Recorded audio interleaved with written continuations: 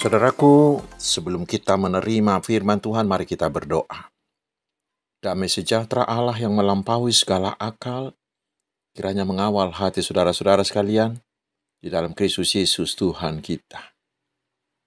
Amin.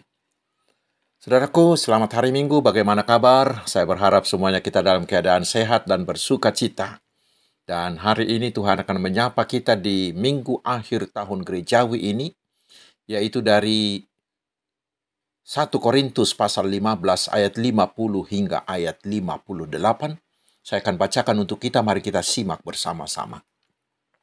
Saudara-saudara, inilah yang hendak kukatakan kepadamu, yaitu bahwa daging dan darah tidak menerima bagian dalam kerajaan Allah, dan bahwa yang binasa tidak mendapat bagian dalam apa yang tidak binasa. Sesungguhnya, aku menyatakan kepadamu suatu rahasia. Kita tidak akan mati semuanya, tetapi kita semuanya akan diubah dalam sekejap mata pada waktu bunyi nafiri yang terakhir. Sebab nafiri akan berbunyi, dan orang-orang mati akan dibangkitkan dalam keadaan yang tidak dapat binasa, dan kita semua akan diubah.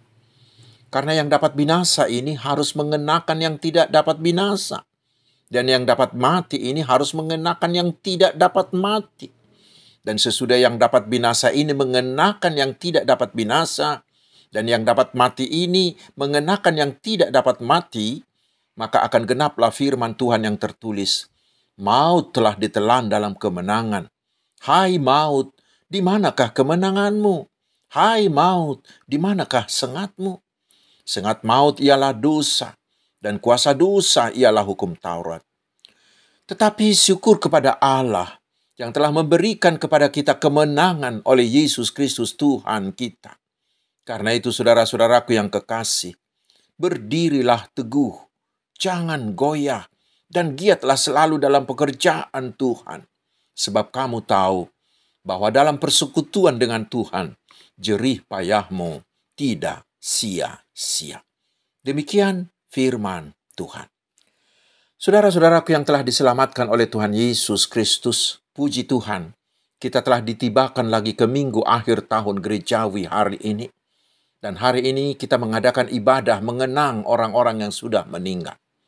Saudaraku, dari tulisan yang saya pernah baca, dikatakan di kalender Gereja Katolik dan Lutheran ada yang disebut All Saint Day, yang dirayakan setiap tanggal 1 November untuk mengenang kematian para martir. Dan di Eropa, tanggal 1 November itu adalah perubahan musim panas ke musim dingin. Di pemahaman mereka, musim dingin adalah simbol kematian dan kegelapan. Dan di hari itu mereka percaya bahwa roh orang mati akan mendatangi orang-orang yang melakukan kejahatan. Hari itu dianggap sebagai hari pembalasan orang mati terhadap penjahat yang masih hidup. Karena itulah, gereja-gereja di Eropa mengubah hari itu menjadi hari mengenang orang-orang meninggal untuk menekankan bahwa Kristuslah Tuhan dari orang yang hidup dan yang mati. Tetapi saudaraku, HKBP tidak mengikuti kalender tradisi barat itu. Tidak. HKBP membuatnya di akhir tahun, di minggu akhir tahun gerejawi, menutup Minggu Trinitatis seperti hari ini. Lalu kemudian HKBP memasukkannya di konfesi HKBP yang tahun 1996 ada di pasal 15 untuk menunjukkan bahwa HKBP punya teologi tersendiri tentang hari mengenang orang meninggal itu. Untuk mengingatkan kita bahwa kita juga akan meninggal. Seperti dikatakan seorang teolog, lubang kubur terus menganga menunggu kita, dan kita hanyalah menunggu antrian saja. Saudaraku, bila berbicara tentang mati, tentang meninggal, akan terasa ada rasa takut yang luar biasa. Terutama di 3 tahun terakhir ini. Banyak sahabat dan kerabat kita yang meninggal akibat virus COVID-19. Terasa sangat menyakitkan. Karena banyak yang tidak bisa memberangkatkan seperti biasa karena protokol kesehatan. Kematian itu menghancurkan segala hubungan yang kita bangun. menghancurkan semua harapan-harapan yang kita impikan. Seorang anak yang terus didoakan ibunya agar menjadi seorang polisi yang baik, tiba-tiba dikabarkan meninggal karena ditembak mati oleh temannya polisi. Tidak terkatakan hancurnya perasaan ibunya, ayahnya, pacarnya, dan keluarganya. Harga nyawa manusia sepertinya sudah tidak berharga dan bernilai lagi di hati banyak orang. Sehingga banyak orang meninggal akibat perang, akibat tawuran, akibat teror, dan pembunuhan. Itu membuat kematian semakin mengerikan. Dia datang tanpa diundang dan sangat tiba-tiba. Saudaraku, di konfesi HKBP seperti yang sudah saya singgung tadi, sangat jelas dikatakan bahwa bila kita mengadakan ibadah mengenang orang-orang yang sudah meninggal, tujuannya bukanlah untuk mengungkit kesedihan akan orang yang telah meninggalkan kita itu. Peringatan hari ini bukanlah untuk mereka yang sudah meninggal, melainkan untuk kita yang masih hidup, agar kita mengingat bahwa kita juga akan meninggal seperti mereka. Memento mori, ingat hari kematianmu. Hidup ini, saudaraku, sangat singkat dan akan berakhir. Karena itu ibadah mengenang orang-orang yang sudah meninggal hari ini juga mengajar kita tentang arti kematian bagi seorang percaya. Sehingga kita diajari apa yang harus kita lakukan selagi kita masih hidup. Dan firman Tuhan hari ini mengatakan, berdiri teguh, tidak goyah, dan giat selalu dalam pekerjaan Tuhan. Saudaraku, pokok bahasan dari 1 Korintus 15 ini adalah tentang kebangkitan orang mati. Ini adalah jawaban Paulus terhadap orang-orang Korintus yang menyangkal adanya kebangkitan orang mati. Ayat 12. Karena mereka sangat dipengaruhi oleh filsafat Yunani yang menyangkal adanya kebangkitan orang mati. Penyangkalan seperti ini juga masih terjadi di zaman kita, di zaman modern ini. Saudaraku, di pasal 15 ini Paulus memastikan bahwa Kristus Yesus sudah bangkit dari kematian. Kuburannya sudah kosong. Dan setelah itu Yesus menampakkan diri beberapa kali kepada banyak orang, ayat 3 hingga ayat 7. Dan yang terakhir menampakkan diri kepada Paulus, ayat 8 hingga ayat 10. Kebangkitan Yesus itulah pusat pemberitaan Paulus. Karena di atas kebangkitan Yesus itulah terletak iman percaya kita. Karena kebangkitan Yesus itulah yang menjadi berita Injil, menjadi berita sukacita, berita keselamatan. Karena dengan kebangkitan Yesus itulah kuasa dosa iblis dan kuasa kematian sudah dikalahkan. Dan dengan kebangkitannya itulah Yesus menyediakan hidup kekal bagi setiap orang yang percaya kepadanya. Kebangkitan Yesus itulah inti, adalah pusat, adalah dasar iman percaya kita. Dan di atas iman percaya akan kebangkitannya itulah Yesus membangun gerejanya di dunia ini. Karena itu, berita kebangkitan Yesus itulah yang harus diberitakan ke seluruh dunia, agar semua makhluk mendengarnya, lalu percaya, lalu menerima Yesus menjadi Tuhan dan Juru Selamatnya. Karena bila kita percaya akan kebangkitan Yesus, maka kita turut menikmati hasil yang dimenangkan Yesus melalui kematian dan kebangkitannya itu, yaitu keampunan dosa, kebangkitan kelak, keselamatan dari kematian kekal, dan kita menjadi pewaris hidup yang kekal. Dan diterangkan juga bahwa oleh kebangkitan Yesus, maka semua orang mati juga akan dibangkitkan. Karena Tuhan Yesus Kristus adalah buah sulung dan jaminan kebangkitan semua orang. Saudara-saudaraku, orang-orang yang tidak percaya akan kebangkitan itu mengajukan pertanyaan. Bagaimanakah orang mati bisa dibangkitkan? Dan untuk menjawabnya, Paulus mengungkapkan sebuah rahasia ilahi. Dan inilah yang akan terjadi kepada saudara-saudara kita yang telah meninggal dan juga bagi kita kelak. Paulus menjelaskan di ayat 51 dan ayat 52 dikatakan, sesungguhnya Aku menyatakan kepadamu suatu rahasia. Kita tidak akan mati semuanya, tetapi kita semuanya akan diubah dalam sekejap mata pada waktu bunyi nafiri yang terakhir. Sebab nafiri akan berbunyi dan orang-orang mati akan dibangkitkan dalam keadaan yang tidak dapat binasa. Dan kita semua akan diubah. Itu akan terjadi di hari kedatangan Yesus yang kedua kali. Itulah hari yang sama sekali kita tidak tahu kapan datangnya. Karena datangnya adalah seperti pencuri. Dan itu tidak perlu diramal-ramal. Karena tidak ada yang tahu. Yang perlu kita lakukan hanyalah waspadalah, berjaga-jagalah, siap sedialah setiap saat. Tetapi yang pasti, itu akan terjadi dalam sejarah manusia. Seperti datangnya air bah di zaman Nuh. Ketika manusia beraktivitas seperti biasa. Dan setelah kebangkitan itu, maka tubuh kita yang sekarang ini, yaitu tubuh yang fana, yang mudah binasa ini, akan diubahkan. Bagi orang yang percaya, Yesus telah menyediakan tubuh yang kekal, yang tidak bisa binasa. Itulah yang akan menggantikan tubuh yang fana ini. Dan itu semuanya terjadi dalam sekejap. Dan sama sekali tidak ada lagi perlawanan dari tubuh yang fana itu.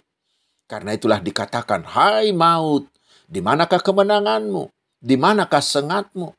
Yang fana itu tidak dapat melawan yang kekal itu. Karena yang fana itu telah dikalahkan oleh kebangkitan Yesus. Saudaraku, semuanya itu terjadi hanya oleh karena kuasa Tuhan Yesus, Anak Allah, yang mau mati untuk menebus kita, yang mati dan dikuburkan, tetapi yang bangkit kembali mengalahkan kuasa kematian dan dosa itu. Itulah yang paling kita syukuri. Tetapi ingat saudaraku, kekekalan seperti itu dapat kita terima hanyalah bila kita beriman, percaya akan kebangkitan Tuhan Yesus. Hanya orang percaya yang dapat menikmati hidup kekal, hidup yang penuh sukacita dalam kekekalan itu. Tetapi mereka yang mati dalam kekekalan, dalam keadaan tidak beriman, yang mati dan tidak berada di dalam Tuhan Yesus, mereka juga akan bangkit. Tetapi setelah itu mereka akan dibuang ke dalam neraka kekal, tempat yang penuh kesakitan dan kengerian selama-lamanya. Karena mereka di sana bersama-sama dengan si iblis. Sangat-sangat mengerikan, saudaraku. Karena itu, pasti dengan uraian tadi, kita sudah dapat menjatuhkan pilihan, bukan? Yaitu, percayalah kepada Tuhan Yesus dan tetap setia mengikut Dia hingga akhir hidup kita. Sekarang ambil keputusan. Siapa tahu hari kematian kita akan segera datang tanpa kita duga. Tetapi kepada kita yang sudah menerima Tuhan Yesus, Paulus mengatakan, karena itu saudara-saudaraku yang kekasih, berdirilah teguh, jangan goyah, dan giatlah selalu dalam pekerjaan Tuhan, sebab kamu tahu bahwa dalam persekutuan dengan Tuhan, jerih payahmu tidak sia-sia. Apa artinya itu, saudaraku? Yang pertama, mengajak kita supaya kita berdiri teguh, tetap pada satu posisi dan terus-menerus, dengan tenang, tetap setia dan tabah. Juga dikatakan jangan goyah, artinya tidak bergeser, tetapi tetap pada satu tempat, seperti mercusuar itu. Selagi kita hidup, banyak godaan yang mencoba mengalihkan arah dan menggoyahkan iman kita. Iblis terus berusaha menawarkan kenikmatan dunia, menawarkan harta dan materi untuk menggoyahkan kesetiaan kita kepada Yesus. Demikian juga dengan penderitaan, penindasan dari kelompok lain, atau mungkin sakit menahun, kemiskinan. Itu bisa digunakan oleh si iblis untuk menggoyang iman kita. Karena itulah Paulus dengan kuat menghimbau kita hari ini. Berdirilah teguh, jangan goyah. Itulah firman Tuhan yang diamanatkan kepada kita ketika naik sidi dari Wahyu 2 ayat 10 mengatakan, "Hendaklah engkau setia sampai mati, dan aku akan mengaruniakan kepadamu mahkota kehidupan." Sai burjuma ho rasi rasa mate, tungile honokku matuho tupal hanguluan. Hanya orang yang setia sampai akhir hidupnya dalam iman kepada Tuhan Yesus yang akan dibangkitkan menerima hidup kekal. Bila tidak setia, dia tidak akan memperolehnya. Itu yang pertama. Yang kedua, kalimat itu menjadi ajakan kepada kita supaya iman kita jangan statis, tetapi harus aktif. Di terjemahan bahasa Indonesia sehari-hari dikatakan, bekerjalah terus untuk Tuhan dengan sungguh-sungguh. Saudaraku, iman yang hidup adalah yang nampak dalam perbuatan melalui buah iman atau buah roh. Semuanya itu adalah sebagai pelayanan kita kepada Tuhan yang membangkitkan kita. Dan pelayanan itu bukan asal ada, tidak. Tetapi harus giat. Kata giat dalam bahasa aslinya disebut perisoyo. Perisoyo berarti melimpah dalam kualitas dan kuantitas, penuh entusiasme, tidak pernah kendor oleh apapun. Artinya bekerja untuk Tuhan menjadi passion, menjadi tujuan hidupnya. Saudaraku yang dikasihi Tuhan Yesus Kristus, kita akan semakin bersemangat melakukan sesuatu bila kita mengetahui upah atau hasil yang akan kita peroleh setelah melakukannya, bukan? Itulah yang diberikan kepada kita hari ini, yaitu sebuah jaminan bahwa jerih payahmu tidak sia-sia. Karena setelah kita bekerja untuk Tuhan, kelak di hari Tuhan, kelak di hari kedatangan Yesus kedua kalinya, kepada kita akan dihadiahkan upah yang tidak ternilai harganya, yaitu hidup kekal. Karena itu saudaraku, mari giatlah melakukan imanmu. Tetaplah setia dalam iman kepada Tuhan Yesus. Dan mari kita mengerahkan segala yang terbaik dari diri kita untuk melakukan pekerjaan Tuhan. Karena upah kita sangat besar dari Tuhan Yesus. Kelak dan hari ini juga. Amin. Marilah kita berdoa. Ya Tuhan Yesus, kebangkitan-Mu mengalahkan kuasa maut, dosa, dan iblis. Itulah yang menyediakan bagi kami hidup yang kekal. Kami percaya kami akan Engkau bangkitkan kelak untuk menerima tubuh yang tidak binasa dalam hidup kekal. Karena itu Tuhan, kuatkanlah iman percaya kami, agar selama kami hidup, kami tetap setia mengikuti-Mu dan sekuat kemampuan kami melayani Engkau. Ya Tuhan yang Maha Baik, berkatilah kami umat-Mu ini satu persatu dalam semua bidang kehidupan kami. Berilah kami hikmat-Mu memenangkan segala hal dalam perjalanan hidup ini. Hanya penyertaan-Mu yang kami andalkan. Berkatilah gereja-Mu, berkati para hamba-Mu, seluruh penginjil, juga seluruh pelayanan yang dilakukan oleh gereja-Mu, supaya kerajaan-Mu semakin meluas, semakin banyak orang yang percaya kepada Tuhan Yesus, terutama di Indonesia ini. Berkatilah pemimpin bangsa kami, juga pemimpin-pemimpin kami di semua aras, agar tetap bersatu, aman, dan sejahtera. Dan kami berterima kasih karena KTT G20 yang diadakan di negara kami beberapa hari yang lalu dapat berjalan dengan baik karena penyertaan Tuhan. Terpuji nama-Mu ya Allah Bapa, Anak, dan Roh Kudus, kekal selama-lamanya. Amin. Selamat hari Minggu saudaraku. Tetaplah giat di dalam Tuhan, tetap bersukacita, dan jaga protokol kesehatan.